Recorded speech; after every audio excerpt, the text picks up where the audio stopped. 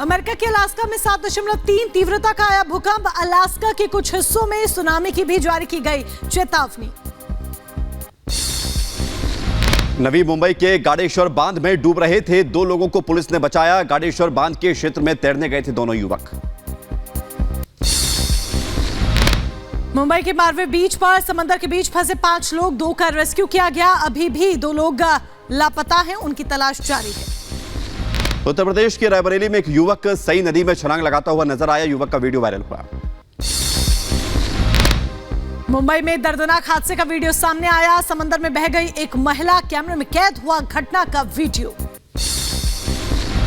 पटना की marine drive पर Hunter queen का आतंक, पिस्टल के साथ स्टंट करती हुई युवती का वीडियो वायरल हुआ। मंगोलिया में भारत मंगोलिया का संयुक्त सैन्य अभ्यास 15वें संस्करण में लेंगे हिस्सा। आतंक के खिलाफ होना है अभ्यास। नवी मुंबई के गाडेश्वर बांध में डूब रहे 2 लोगों को पुलिस ने बचाया। बांध के क्षेत्र में तैरने गए थे दोनों युवक। आईटीओ के आसपास के इलाकों में हालात अभी भी बेकाबू। ड्रोन से ली गई तस्वीरें सामने आई। दिल्ली के निगम बोध घाट और यमुना बाजार में एनडीआरएफ की टीम मौजूद। लोगों तक पहुंचाई जा रही है राहत सामग्री। दिल्ली के सिविल लाइंस इलाके में बाढ़ बारिश से तबाही। लोगों के घरों में अभी भी घुस रहा बाढ़ का पानी। मोरी गेट राहत शिविर का जायजा लेने पहुंचे सीएम अरविंद केजरीवाल। कहा लगाए जाएंगे स्पेशल कैंप, बच्चों को दी जाएगी स्कूल ड्रेस और किताबें।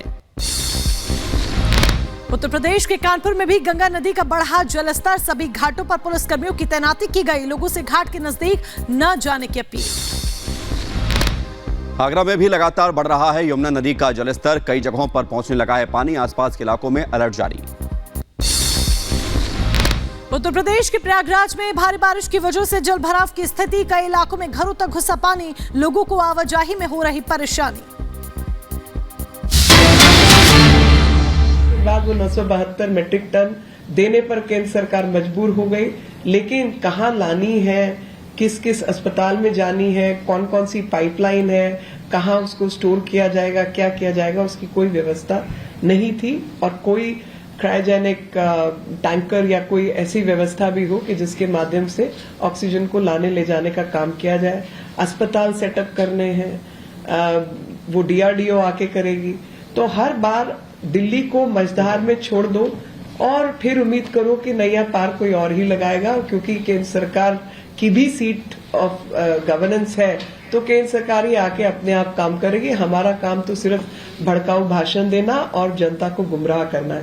आपको गुमराह करने की दृष्टि से मैं एक आंकड़ा देना चाहती हूँ, आज किसी अखबार में भी छपा है, लेकिन अगर आप याद करें 11 तारीख की मुख्यमंत्री की 10 तारीख की मुख्यमंत्री की खुद की प्रेस कॉन्फ्रेंस, जिसमें उन्होंने बताया कि 3,59,760 क्यूसेक पानी जो है वो दिल्ली में छोड़ा गया।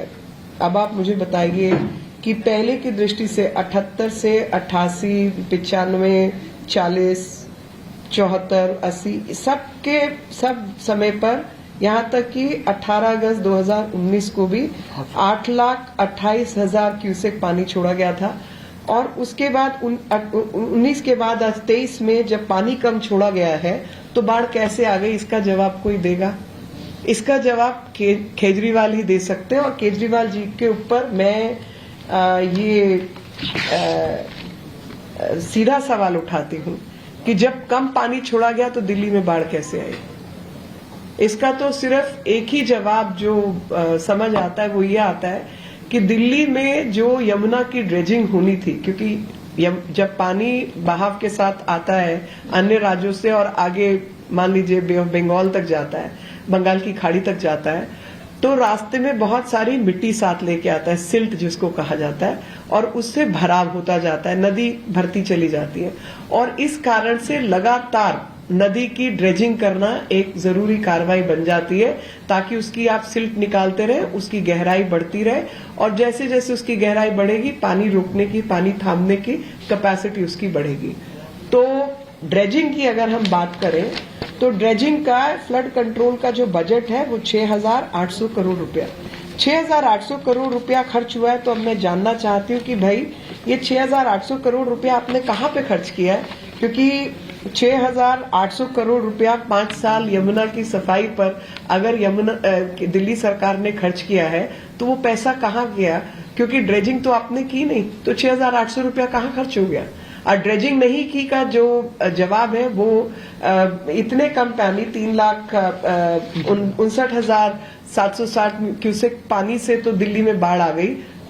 6,800 करोड़ रुपया आप कहते हैं आपने खर्च दिया, तो मुझे लगता है कि इसकी तो जांच होनी चाहिए कि ये 6,800 करोड़ रुपए का क्या ही किया और ड्रेजिंग क्यों नहीं हुई।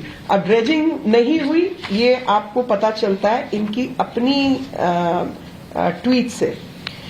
अगर आप इनकी ट्वीट देखें तो इन्होंने कहा है, ये ट्वीट है इनकी 14 तारीख की, जिसमें लिखा करीब 20 घंटों की बिना रुके मेहनत के बाद, मतलब खुद ही मेहनत कर रहे थे ऐसा लगता है ट्वीट से तो, कि जैसे यही नीचे गोता खा रहे थे।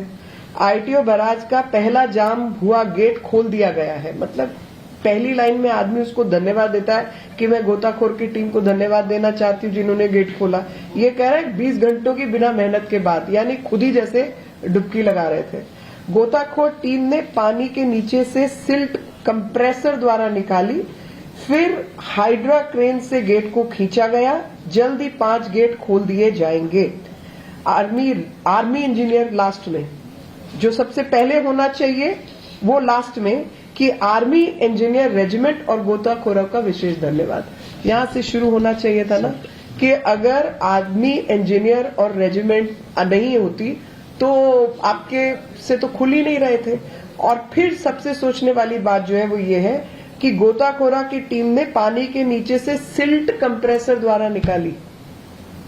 भाई सिल्ट थी तो निकली, तो आपने 6,800 करोड़ रुपया कहां खर्चा अगर डीसिल्टिंग नहीं हुई यमुना की? और गेट जाम ही क्यों हुआ? अगर सिल्ट वहां नहीं थी तो गेट जाम कैसे हुआ? गेट जाम है क्योंकि आपने कोई काम ही नहीं किया है, और काम नहीं किया इस करके आर्मी की टीम्स को आना पड़ा, आर्मी एनडीआरएफ को आके लगातार काम करना पड़ा, और जो बंद टूटा उसको भी उन्होंने 20 घंटे के अंदर बना के दिया, क्योंकि इनके बस की तो वो भी नहीं था। अब मैं आपको एक कागज और दिखाना चाहती हूं, और वो कागज है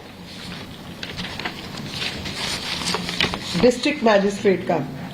डिस्ट्रिक्ट मैजिस्ट्रेट ईस्ट जो है वो इसके कन्वीनर है, जो ये एपेक्स बॉडी होती है इससे रिलेटेड, फ्लड कंट्रोल से रिलेटेड। उन्होंने कहा कि इट इज पर्टिनेंट, और ये चिट्ठी की तारीख है 19 जून की ये चिट्ठी है। इसमें इन्होंने कहा it is pertinent to mention that during last year in the year 2022 no formal Apex committee meeting was held and the flood control order 2022 was issued by Honorable Deputy Chief Minister for its implementation and taking necessary action by all concerned departments and agencies। 2022 से Apex control body, जो flood control body है, उसकी कोई meeting नहीं हुई। इन्होंने meeting मांगी। इन्होंने जब मीटिंग मांगी तो वो मीटिंग 19 तारीख के लिए, जब ये मीटिंग के कागज मूव किए गए, 21 तारीख के लिए रखी गई, तो अरविंद केजरीवाल जी राजस्थान में बैठे थे। 19 तारीख को वो राजस्थान में थे, और उन्होंने कह दिया कि भाई मैं तो मीटिंग अटेंड नहीं कर सकता क्योंकि मेरे लिए राजनीति ज्यादा जरूरी है। फ्लड तो आने जाने वाली बात है, और मैं तो ठहरा दिल्ली का मालिक, बाकी जिनका काम है वो अपना काम करेंगे। तो डीएम ईस्ट की जो मीटिंग की रिक्वेस्ट थी उसमें अरविंद केजरीवाल उपस्थित नहीं हुए। फिर 21 की तारीख सजेस्ट की गई, और 21 तारीख की जो मीटिंग मैंडेटरली कन्वीन होनी चाहिए थी लास्ट वीक ऑफ जून में, उसमें भी ये अनुपस्थित थे, और फाइल को सबमिट किया गया रेवेन्यू मिनिस्टर आतिशी मरलेना जी के द्वारा उसके बाद मीटिंग की अगली तारीख तय होती है 30 तारीख, कि भाई मेरी जगह वो अटेंड करेंगी, 30 तारीख को आप ये मीटिंग रखवा लीजिए। और 30 तारीख की जो मीटिंग है वो भी पोस्टपोन हो गई, which was scheduled to be held on 3rd July 2023 at 3 PM was postponed and shall now be held on 6th July। ये हालत है जी। तो दिल्ली में जब कम पानी, जो बात हमने शुरू की थी, वो बात शुरू की थी कि कम पानी आने पर दिल्ली में बाढ़ आई है। इससे अधिक पानी पहले आ चुका है और उस पानी के बावजूद बाढ़ नहीं आई।